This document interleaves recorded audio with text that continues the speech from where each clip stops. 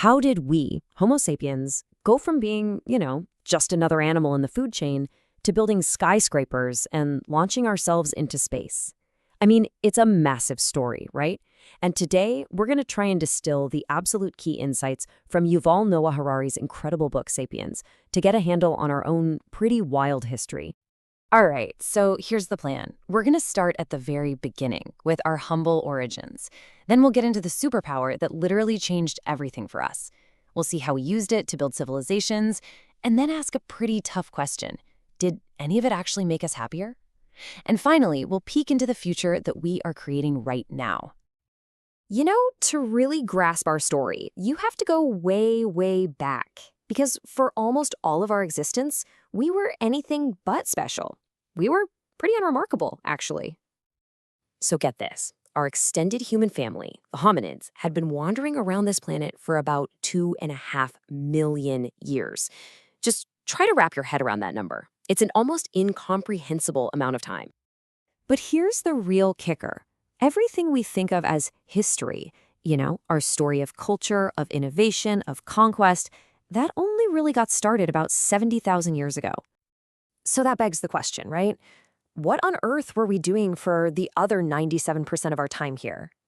Well, the answer is, frankly, not a whole lot.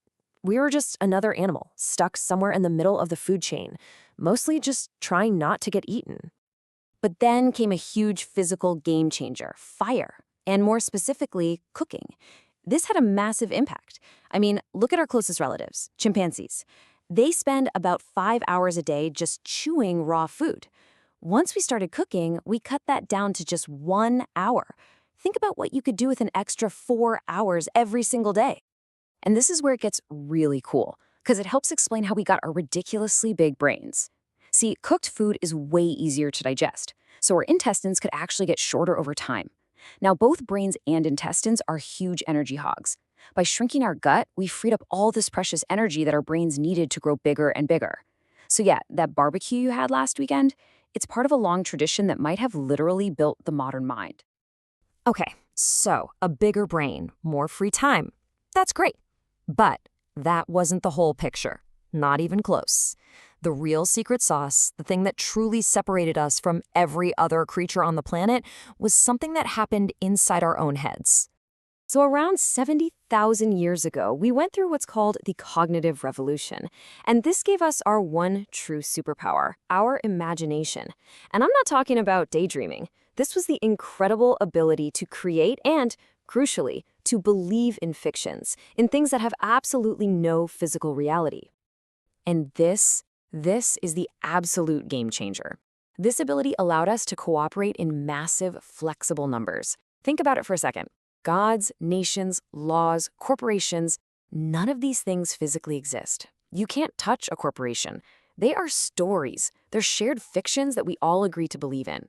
And it's that shared belief that lets millions of complete strangers work together toward a common goal. This quote from the book just nails it perfectly. It's like we stopped playing by the normal rules of biology and chemistry. We started playing a whole new game with a rulebook that we just invented ourselves inside our collective imagination.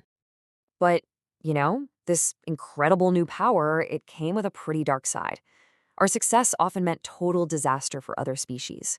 A clear and, frankly, tragic pattern emerged. Wherever sapiens showed up, whether it was Australia or the Americas, a huge wave of extinctions followed. The giant kangaroos, the mammoths, the saber-toothed cats, they all vanished within just a few thousand years of us getting there.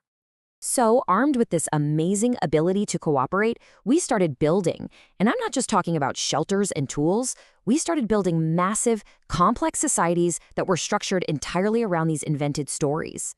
And what's so wild is just how different these made-up rulebooks can be. Let's take two huge legal documents. Hammurabi's Code, from ancient Babylon, is built on the idea of a rigid hierarchy. A noble's life is just worth more than a commoner's or a slave's, period. Then you jump forward to the Declaration of Independence, and it's built on the exact opposite idea, that all men are created equal. So, who's right, the Babylonians or the Americans? Well, according to Harari, that's kind of the wrong question to ask.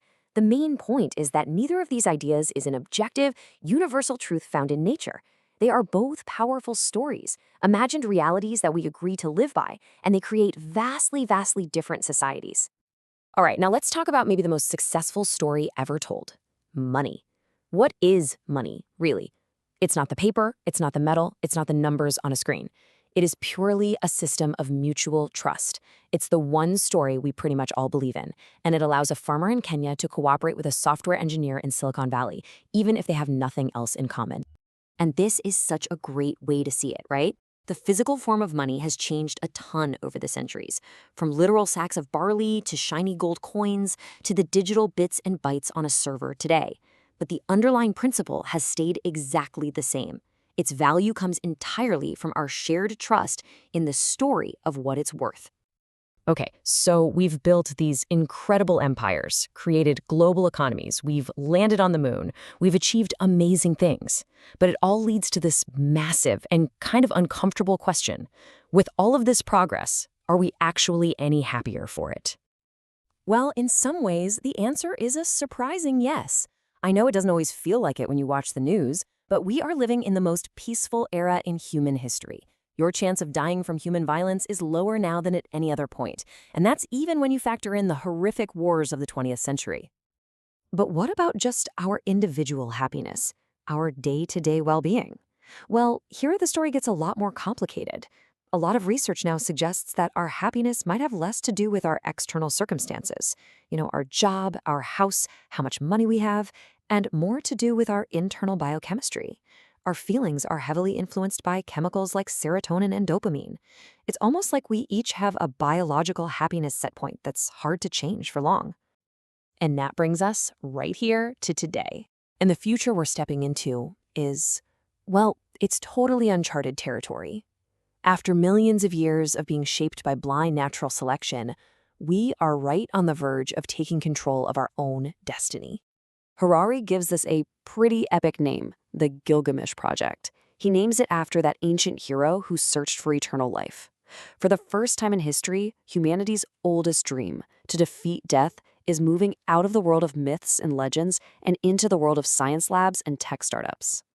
Through things like genetic engineering, artificial intelligence, and advanced medicine, we're gaining the power to reshape not just the world around us, but life itself. We are literally beginning to upgrade Homo sapiens into something, well, something new. Something that might be as different from us as we are from Neanderthals. So here we are. We've gone from insignificant apes to, essentially, the gods of planet Earth, about to become the designers of life itself. But Harari leaves us with this final, massive, and kind of chilling question.